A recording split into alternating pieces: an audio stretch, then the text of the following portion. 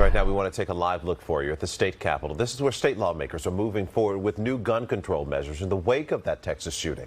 Let's go now to Today in the Bay's Bob Redell. Bob, the Assembly took new action last night. You are correct. Good morning to Laura and Marcus. Last night, the California State Assembly advanced 6 bills aimed at reducing gun violence. These include proposed laws that would restrict advertising of firearms to minors, put restrictions on ghost guns, and among other things, allow governments and victims of gun violence to sue the makers and sellers of firearms. Assemblywoman Buffy Wicks, she represents part of the East Bay, says California is having to step in where the federal government will not.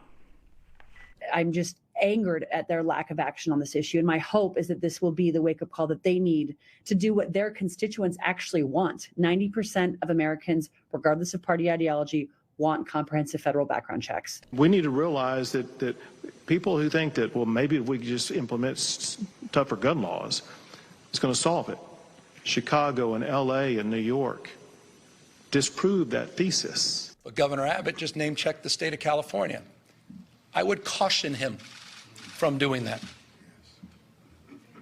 Particularly, and you just go to the CDC website and look at that gun murder rate in 2020. That was 67% higher than the state of California in 2020. NBC Bay Area spoke with a trainer at the Bay Area Firearms Academy who says that in his opinion, changing gun laws won't save lives because nationwide there's more guns and ammo than there are people. Now, if passed by the Senate, these new gun control laws could be on the governor's desk by late June. Reporting live, Bob Redell, Today in the Bay.